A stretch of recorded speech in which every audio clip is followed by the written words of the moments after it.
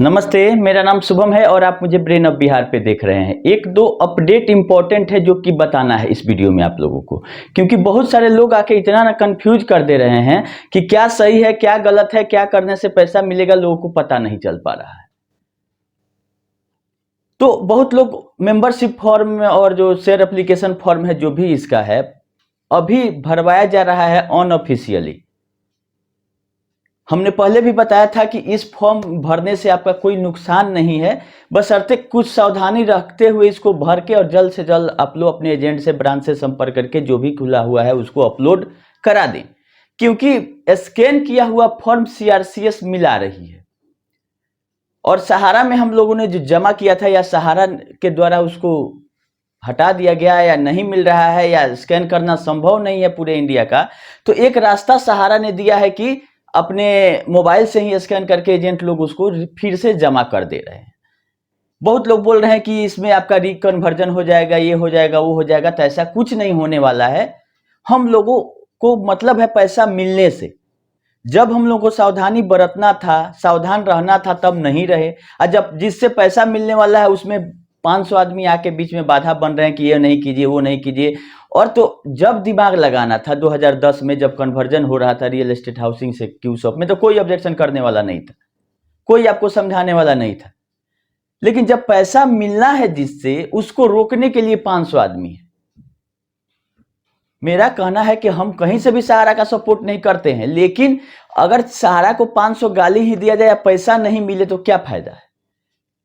तो सहारा को तो हम लोग लेंगे ही टारगेट में, लेकिन सबसे पहले जिससे पैसा मिलना है वो काम कर लिया जाए। तो जिनका मेंबरशिप फॉर्म का ये आ रहा है एरर, वो लोग एजेंट से और ब्रांच से संपर्क करके अपना मेंबरशिप फॉर्म अपडेट करा सकते हैं। उससे कहीं आपका री इन्वेस्ट नहीं होगा। मेंबरशिप फॉर्म पे लिखा हुआ है उसको पूरा पूरा आप लोग भरें। शेयर एप्लीकेशन में आप लोग डाल दे 10 रुपया और उसका फोटो कॉपी करके अपने पास एक जरूर रखें जो आप दे रहे हैं। ये सावधानी हुई कि ताकि उसमें कोई अल्टरेशन आगे चल के कोई नहीं करे, ठीक है। और री इन्वेस्ट का जहां तक बात है, अभी सहारा के 3 सोसाइटियों पर टोटली पाबंदी है। जब दिल्ली हाई कोर्ट ने रोक लगाया था उसके बाद से ऑफिशियली कोई इन्वेस्टमेंट नहीं ले सकती है सहारा, और लिया भी नहीं होगा। हैंड रिटन का हम बात नहीं कर रहे हैं, सॉफ्टवेयर से उसका कोई हेड ऑफिस से ही बंद कर दिया गया हो तो कैसे री इन्वेस्ट या रिन्यूअल हो जाएगा, नहीं होता होगा। दिल्ली हाई कोर्ट का आदेश था। और री इन्वेस्ट के लिए आपको अकाउंट ओपनिंग फॉर्म भरना पड़ता है, मेंबरशिप और शेयर एप्लीकेशन नहीं। ये शेयर एप्लीकेशन फॉर्म है जो कि स्कैन कॉपी उपलब्ध नहीं है सहारा के पास, जिससे आपका भुगतान मिलने में देरी होगा। अगर ब्रांच वाला खोजा जाएगा या भुला गया या कुछ भी हो गया, तो हमको ये जरूरत है कि सहयोग करें और मेंबरशिप फॉर्म को अपने एजेंट के माध्यम से उसको जल्द से जल्द, अगर आपका उसमें नाम है कि आपका मेंबरशिप नहीं आया है स्कैन किया, तो अपलोड करा दे। जो जो लोग अपलोड कराए हैं उनका पैसा जो 10,000 है, 10,000 से कम से आ रहा है, ऐसा कुछ लोगों ने हमको मैसेज करके बताया कि जल्द से जल्द मेंबरशिप आप लोग भरवा दीजिए और इससे कहीं री इन्वेस्ट नहीं होगा। इसके लिए आप लोग निश्चिंत रहे। जब सावधानी रखना था 10 में और 15 में, तब तो कन्वर्जन हम लोग करवा दिए। आज जब पैसा मिलना है तो हम लोग बलगला रहे हैं लोगों को कि आप ये नहीं करिए, वो करिए, धोखा हो जाएगा आपका। धोखा तो जब होना था तब हो गया। अब पैसा मिलेगा कैसे, इसका रास्ता निकालना है। और हमने ट्राई किया अभी कि रीसबमिशन, पता चला कि आज से शुरू हुआ है, थोड़ा सा एक्टिव हुआ है पोर्टल, लेकिन ओटीपी ही आने में दिक्कत है। सुबह में हमने ट्राई किया, नहीं हो रहा है, लेकिन उम्मीद है कि जल्द ही ठीक कर लिया जाएगा। और रास्ता यही है, चाहे सितंबर वाला सुनवाई हो जाए, आदेश आ जाए, जब 85,000 करोड़ का क्लेम पोर्टल के थ्रू हुआ है तो रिफंड भी पोर्टल के थ्रू ही होगा। ब्रांच खुलने ही सबका इंतजार, सब भ्रम है। सहारा ने कभी नहीं कोई ऑफिशियल नोटिफिकेशन या कोई उसका ऑफिशियल मैनेजमेंट का आदमी आके बोला है कि हम ब्रांच से पेमेंट करेंगे या नहीं करेंगे। ये भी नहीं बोला है कि हम नहीं करेंगे। लोग अपने से अधिका में ढेला ढो रहे हैं। कभी कोई कुछ कहता है, कोई कुछ कहता है, लाइमलाइट में बने रहने के लिए, यूट्यूब पे बने रहने के लिए। इन लोगों पर ध्यान देने की जरूरत नहीं है।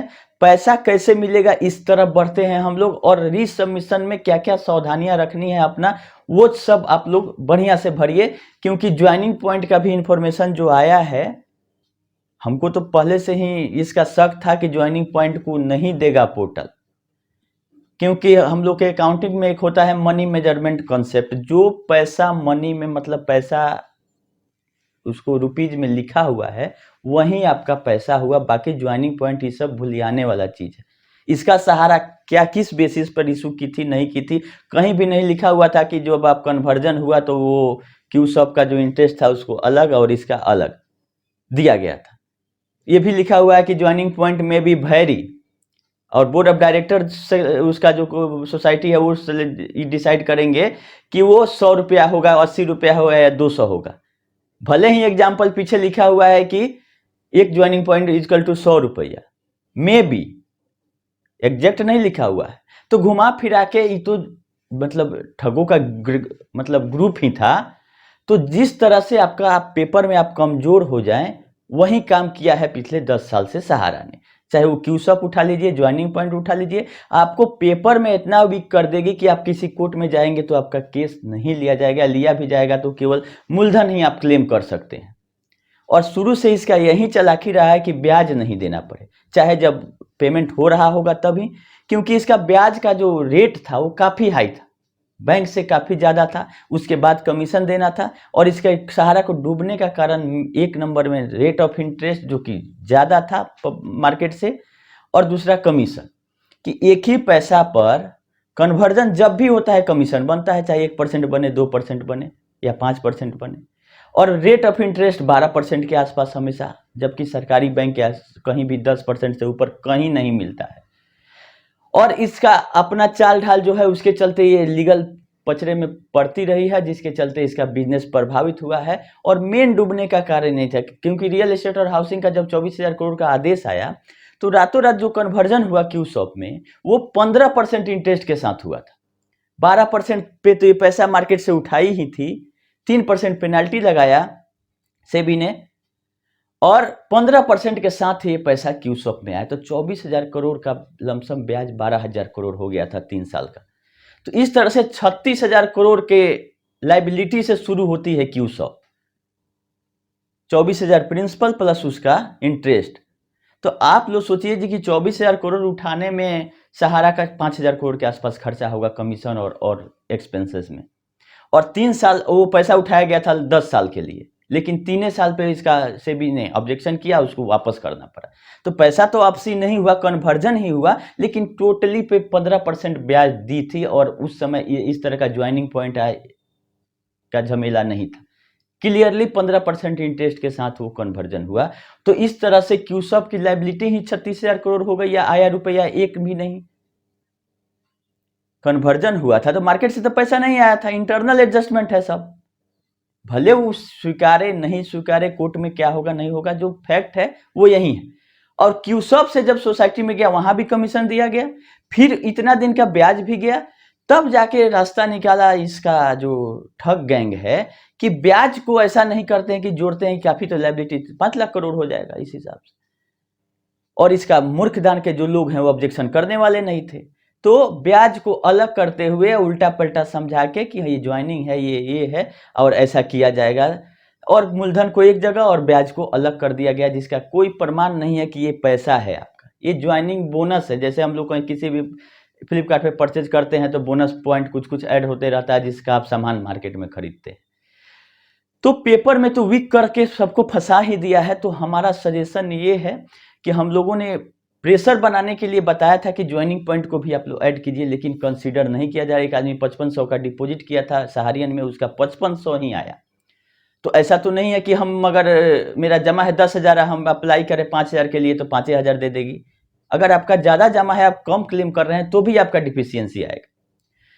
चूंकि जिसका सहारियन का 5500 रुपया जमा था 55 से ही आया, ज्वाइनिंग पॉइंट को नहीं कंसीडर किया था, वो आदमी अप्लाई ही नहीं किया था डाल के, तो इसका मतलब कि ज्वाइनिंग पॉइंट को पोर्टल नहीं कंसीडर कर रहा है।